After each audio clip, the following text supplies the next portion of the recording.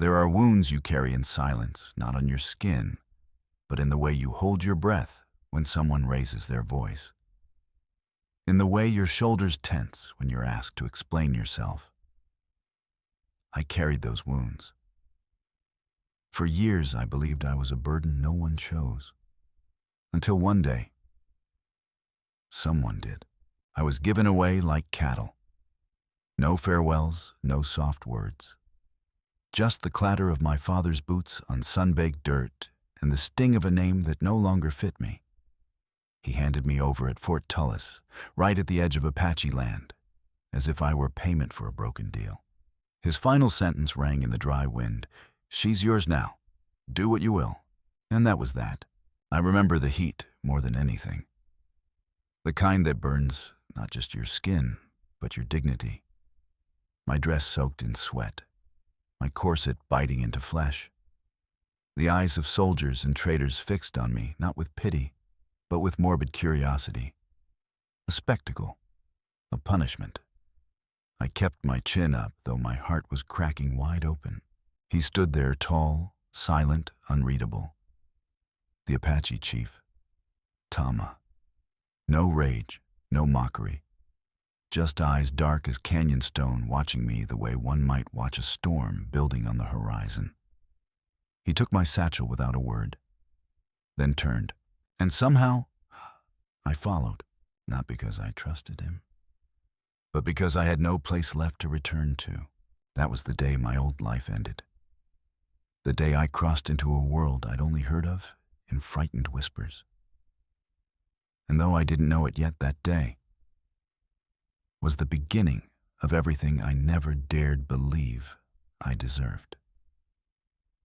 My name used to be Josephine Harrow, and where I came from, names were everything. Were my family name, open doors, carriage houses, private dining rooms, ballroom invitations gilded in silver leaf. But behind those polished gates, what I really was an embarrassment. I'd been born large, not sickly, not frail, just big. Big in the way that made dressmakers sigh and seamstresses whisper. Big in the way that made my mother weep into her embroidery and my father avoid meeting my gaze across the dinner table. The kind of big that no debutante season or dowry could disguise. I wasn't idle. I studied music embroidery Latin verses no one in polite company even spoke. I could name the constellations and saddle a horse without a squeal. But in my father's eyes, I was a failure stacked atop shame. He tried to marry me off 3 times. Once to a banker who asked during supper if I had a history of glandular conditions. Once to a widower who insisted I would bear strong sons before confessing he intended to live separately. And once to a man who simply didn't show up. After the last humiliation, my father stopped calling me Josephine. He called me the girl in front of guests. That one, when speaking to staff.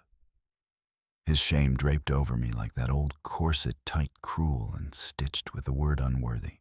So when the land dispute arose between his holdings and the Apache territory, I should have seen it coming. He needed leverage. Something valuable, or at least disposable. And to him I was both. He didn't ask, didn't explain. He simply told me to dress modestly and prepare to travel west. "You'll do one honorable thing in your life," he said without looking up from his letters. "Try not to embarrass me further." When we arrived at Fort Tullis, I still thought maybe somehow he'd brought me there to protect me. That maybe somewhere beneath the disdain, there was still a flicker of love. But when he dismounted and greeted the Apache delegation with the words, "I offer my daughter as settlement," that flicker went out forever. I remember standing there, dust choking the air, soldiers murmuring from the shade, my hands clutched tightly in my skirts. My father didn't look at me. Not even once. His words cut like rifle fire. "She's no good to me, but perhaps she'll be useful to you." And then he rode away. No embrace, no goodbye. Just the sound of his boots and the sudden emptiness where my name used to be. I turned toward the man he'd handed me to Tama, the Apache chief. He was younger than I expected, broad-shouldered, dark-eyed, and utterly silent. He didn't gloat, didn't sneer. He just studied me as if trying to understand what kind of creature had been dropped at his feet. When I flinched at his movement, he paused. Then, without a word, he took the satchel from my hand and gestured toward the desert beyond. He was already walking by the time I took my first step. I didn't know where we were going. I didn't ask. Part of me hoped it would be far enough that my father would never find me again. We walked for days. My shoes blistered. My corset rubbed raw under my arms. The heat blistered my scalp, and I burned in places I didn't know could burn. I cried once in the dark when Tama was asleep. Then I stopped crying, because tears wouldn't change where I was. And maybe, just maybe, I didn't want to go back anyway. He didn't treat me like a prisoner, nor like a wife. Just a presence. When I stumbled, he waited. When I gasped for breath, he handed me water without speaking. At night, he built the fire, handed me a blanket, and lay a full pace away, never touching, never looking longer than necessary. There was no cruelty in his silence, but no comfort either. Just a quiet question hanging in the air. What are you now? Josephine Harrow. And what will you become? I didn't have an answer then, but I would. The third morning, we crested a ridge and saw it. A narrow valley tucked between red rock cliffs, dappled in gold light from the rising sun. Smoke curled gently from chimney holes. Goats grazed near the stream. Children's laughter echoed faintly, a sound that didn't belong to war or shame. It was a village, his village. Tama didn't announce our arrival. He didn't raise a hand or speak a word. He just walked straight through the narrow trail and down into the heart of the place, as if leading a quiet storm. I followed, half expecting someone to scream, to point to spit in my direction. But no one did. Women looked up from weaving, children paused mid-game. Elders watched from shaded doorways. Their eyes held curiosity, but not contempt. That silence unnerved me more than any insult. I pulled my shawl tighter around me, feeling every inch of sweat-stained fabric cling to a body that had never belonged anywhere. Tama led me to a small dwelling framed by wooden ribs and covered in animal hides. From within, an old woman emerged, face like folded parchment, eyes like flint.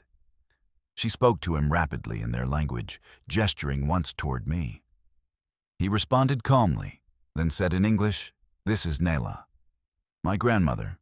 You'll stay with her." Before I could ask what that meant, he handed my satchel to Nela and walked away without a backward glance. I was alone, again. But this time, it didn't feel like abandonment, just expectation. Nela ushered me inside with a firm nod. The interior surprised me, cool, organized, quiet. Clay pots lined the edges. Mats wove color into the floor. It smelled of herbs and smoke and something older, like patience. She pointed to a low mat in the corner, my place, then to a jug of water and a folded cloth. Wash. It was the first time in days I'd felt clean. That evening I sat in the doorway while the village moved around me. The rhythms of daily life were so unlike what I'd known. No servants rushing to meet bells, no clattering dishes or whispered judgments behind fans. Children helped carry firewood without complaint. Women worked side by side, grinding, cooking, laughing softly in a tongue I didn't understand, but felt warm nonetheless. Men returned from hunting with game and stories. They shared both. No hierarchy, no spectacle, just community. And I didn't know what to do with that. When Nela handed me a wooden bowl of stew, I muttered, "Thank you," even though I doubted she knew the words. But she nodded as if she understood more than I said. She watched me eat, not to judge, just to see if I would, and I did. The stew was simple corn, beans, a hint of something earthy. It tasted like hunger being eased, not shamed. That night, I saw Tama again. He sat by the central fire speaking with the elders. The shadows from the flames played across his features, highlighting lines I hadn't noticed before. He looked steady, not just strong, but rooted. Here he wasn't the man who had walked beside me in silence. He was someone else.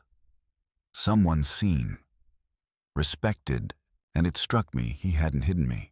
He'd brought me home. But still, I felt like a secret. In the days that followed, I tried to help. Tried being the key word. My hands, soft and unused to real labor, blistered quickly. My first attempt at grinding corn ended with most of it spilled. I couldn't braid a basket. I dropped a pot. I mistook a weed for an herb and nearly ruined a stew. The women didn't mock me, but they didn't smile either. Their glances were quick, polite, but not unkind, which made the shame worse.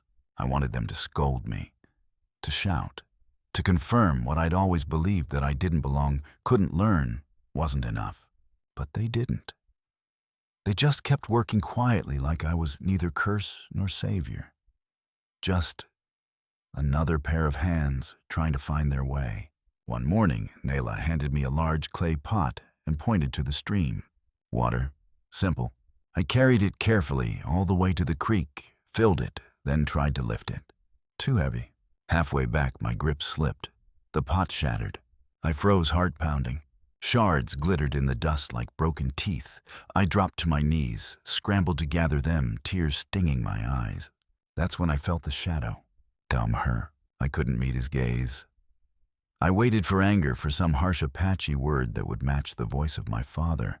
But instead, he knelt, took my bleeding hand, gently examined the cut. From a pouch at his waist, he crushed a leaf and pressed it to the wound. The sting faded. The bleeding slowed. Then he handed me a small water gourd from his belt. "Start with what you can carry," he said. Just that. Not as pity, not as mockery, as truth. And for the first time in my life, I believed him. The cut on my hand healed quickly. But something inside me didn't, at least not right away. I kept hearing Tama's words, "Start with what you can carry." They echoed louder than my father's insults ever had. Because they weren't about shame. They were about permission. Permission to begin where I was, and maybe that was the real reason I'd followed him that day at the fort. Because for the first time, someone had looked at me and not seen too much or not enough. Just a beginning. I started rising earlier. Not because I had to, but because I wanted to see what the morning looked like here when the mist clung low over the ground and the village hadn't fully woken. I helped Nayla prepare the morning fire, fetch herb slice roots. She didn't praise. She didn't correct. She just let me try, let me fail, let me learn. And I did. Tama came one evening with a bundle of fresh-cut plants and sat on the mat outside our dwelling. He pointed to each, named them in Apache, then tapped my knee to repeat after him. "Chill, chill," I whispered. He nodded. "Used for fever," he said, pressing his hand to his temple. It became a rhythm, that quiet time, his voice, my repetition, the occasional crooked smile when I confused two look-alike leaves. I had spent most of my life being taught what not to be. Too loud, too still, too stubborn, too soft. But here someone was finally showing me what I could be. One night, while grinding herbs under the moonlight, I asked him, "Why are you helping me?" He paused, the small knife still in his hand. "You are not what your father believes," he said simply. And you are not what you believe either. That silence that followed was heavier than any insult I'd ever known. Because it meant he saw something in me I had never dared name possibility. That word had never belonged to me before. And in that silence, a truth began to unearth itself, soft as spring under the snow. I began to watch him differently after that. The way his hands moved when he cut hide or stirred the fire. The way he could sit in silence for hours and still say more than most men said in pages. There was grace in him. not the ballroom kind. The kind rooted in earth and dust and fire. He didn't talk much, but when he did, it felt like the sky leaned in to listen.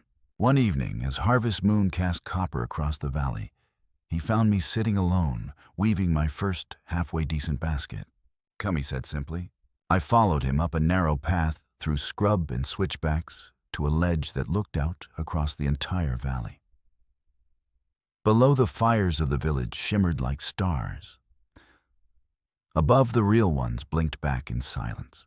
He sat on a flat stone, then pulled from his pouch a small wooden flute. It was worn smooth at the edges, carved with designs that looked like wind itself had drawn them.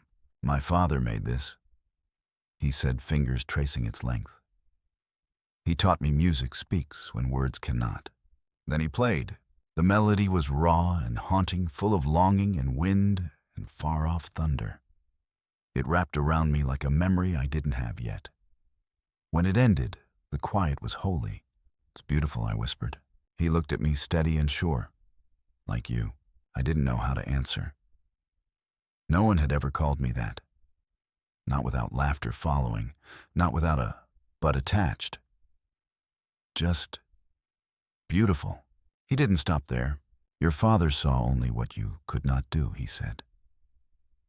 "He didn't see your strength, your kindness, your quick mind." He gestured toward the village below. "My people see. I see."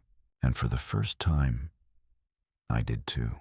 That night I cried into my blanket, but not out of shame, out of release. Because something inside me, the girl who had flinched at every mirror, every glance, every half-spoken word, finally let go. And for the first time, I felt the weight of my body, not as something to be hidden, but something that carried stories and held softness and bore the mark of survival. I wasn't broken. I was becoming. The warning came on the breath of early winter. A scout arrived just past dawn, his face tense, his voice urgent. White men were approaching from the east, soldiers, and one man in particular dressed in fine clothes that had never touched sweat or dust. Tama found me near the drying racks. "Your father," he said simply. My breath caught like a stone in my chest.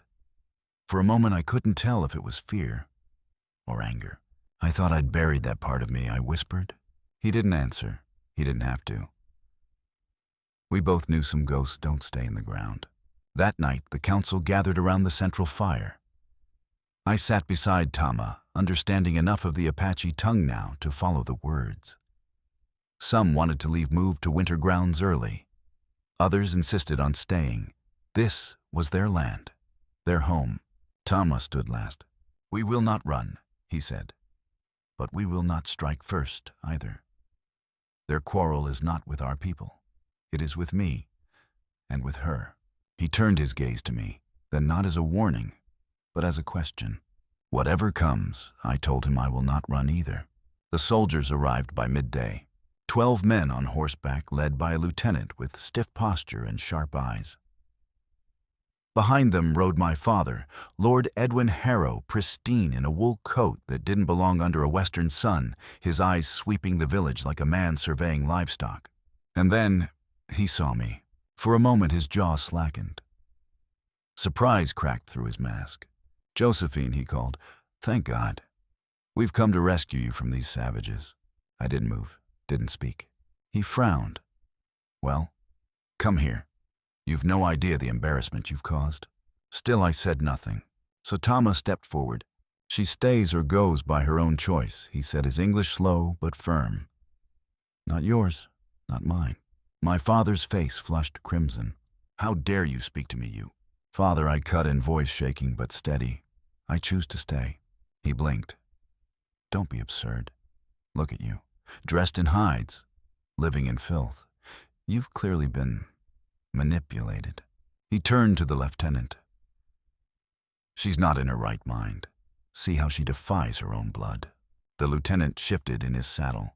"Sir, with all due respect, the orders were to confirm whether the woman was being held against her will. If she says she's staying voluntarily..." "She's confused," my father snapped. Then he turned to me again, his voice quieter now, dangerously smooth. Josephine, my dear, I know this hasn't been easy. Your condition has always made you vulnerable. But come home now, and all will be forgiven. My fists clenched. My condition, I repeated slowly. You mean my size? He drew himself up. Let's not be dramatic. I've arranged a suitable match for you. A widower from Boston. Substantial property. He's willing to overlook certain shortcomings. I wanted to scream. Instead, I stepped forward just enough so that everyone could hear me. No, Father. I found something here you never gave me. Respect. Purpose. A place that sees me not in spite of who I am, but because of it. Something in his face cracked. You ungrateful little. He snarled, but the words died as Tama moved to stand between us. The lieutenant lifted a hand. Sir, perhaps it's best if... But my father had already drawn the pistol. It happened in a blink. He raised it, aiming not at me, but straight at Tama. If I can't have her back, he growled, then neither will you, savage. A shot rang out, but it wasn't Tama who fell. One of his warriors had lunged forward, taking the bullet in the shoulder. Chaos erupted. The soldiers shouted. The Apache rose to protect their own hands, flying to weapons. For a heartbeat, I thought the desert would bleed red that day. But Tama's voice cut through the storm. Enough. It was not loud, but it was final. The Apache froze. The lieutenant, bless him, didn't wait. He turned to the other soldiers.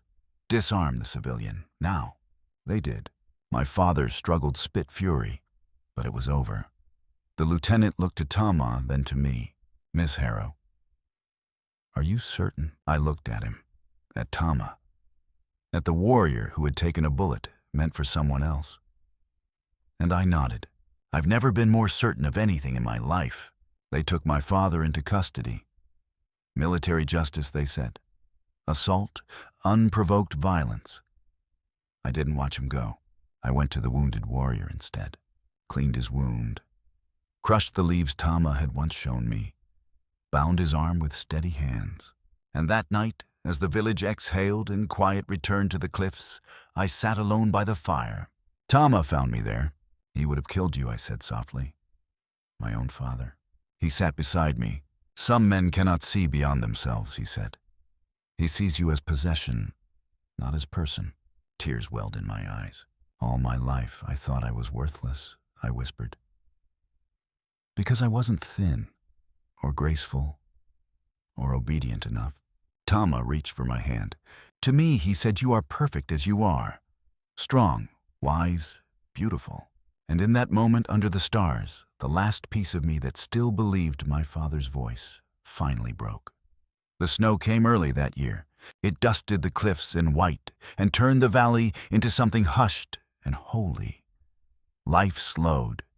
Smoke curled higher from the hearths. The sound of moccasins on packed snow replaced the chatter of summer feet. And in that hush, I began to truly live. Tama and I were not married in the way my old world understood. No priest, no silk dress, no father walking me down an aisle. But in Apache tradition, love was not a contract. It was a choice, daily, quiet, enduring. So one morning, as the sun stretched thin fingers over the ridge, Tama took my hand in front of the elders and simply said, "This is the woman I walk with. And she walks with me." And that was enough. That winter we shared a single blanket, a single fire, and a silence that never felt empty. I learned what it meant to be with someone who listened not just to words, but to breath, to pauses, to wait, to all the things left unsaid. He taught me more herbs. I taught him songs from my childhood. He told me stories passed from his father's father. I told him how my mother used to cry into her tea when no one was watching. And somehow, the two of us built a bridge between those stories. But even in peace, there is always struggle. That spring, an outbreak of fever hit the nearby settlement, a mix of white families and Mexican ranchers who barely tolerated our existence. A rider came asking for help. There were no doctors, just me, just us. Nahela, now growing frail, placed her hand on my shoulder and said, "Go." So I did. We walked 3 days, carrying nothing but salves, poultices, and knowledge that had been passed through hands older than written maps. At first they wouldn't let us in. "You people brought this sickness," someone spat. But when they saw the way Tama carried the child with the swollen belly, the way I cooled a mother's forehead with river mint and prayers, their anger became silence. And their silence became trust. We stayed a week. 12 people recovered. 3 did not. I washed their bodies with rosemary and smoke, and cried quietly beside them, not as a stranger, but as someone who had once begged for her own life to be seen as worth the trouble. When we returned to the valley, something had shifted. Children ran to us, not just Apache, but the ones from the settlement too. People brought wounds to me without fear. Even a white woman from the edge of town came once, hands trembling, asking if I could help her daughter sleep. I brewed her tea, told her a story. And she came back the next week with a gift, a comb carved from cedar. No words, just a nod. It was more than I ever got from my own mother. Tama and I never had children of our own. The years passed, and the possibility faded with the cycles of the moon. But the valley was full of them. And they came to us with scraped knees, fevered brows, and questions about what the stars meant. We answered all of them. One summer, a journalist came sent from the east to find out what happened to the noblewoman who disappeared into the wild. Her name was Lydia. Kind eyes, determined voice. "Are you Josephine Harrow?" she asked. I smiled. I was. "Now I'm just Lonnie." She blinked. "You changed your name?" I nodded. "No. My life changed it for me." She stayed 2 days, asked questions with care. When she asked what I wanted people back east to know, I said that I was never punished. I was set free. Later that evening, Tama and I sat on our ledge, the same one where he once played his flute for me. His hair had silvered by then, and mine too. The lines on his face had deepened, but the peace in his eyes had only grown. "Do you regret it?" he asked softly. "Which part?" I asked. "Staying. With me. With all of this." I took his hand, weathered, strong, familiar. Not for a single breath. He was quiet for a while. Then he said, "When I accepted you that day at the fort, the other chiefs thought I was foolish. They saw a woman too soft, too broken. A burden." "And what did you see?" I asked. He looked at me the way he always had, not as something to fix, but as someone to hold. I saw a woman whose body spoke of abundance in a land of scarcity, whose eyes held storms and sunrise both. I saw someone who had never been allowed to be, and I wanted to see who she could become. I didn't answer. I just leaned my head against his shoulder, and together we watched the wind move through the valley that had held every version of me, from frightened girl to free woman. How seasons passed, one folding gently into the next, like pages turned by wind. Our valley grew. Children became parents. Stories passed from lip to ear. Some from the old world, some born from firelight and dusk. I remained no longer a visitor, not a stranger, but a thread woven into the very fabric of the place. Nehala passed quietly one spring morning, her fingers still curled around a bundle of herbs. I took her place without ceremony. There were no titles, only trust.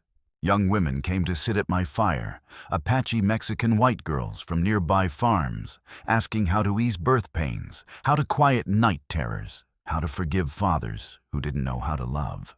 I never had all the answers, but I listened. And sometimes that was enough. Tama's strength softened with time. His hands grew slower, his eyes more reflective. But his presence, it never waned. Even in stillness, he anchored everything.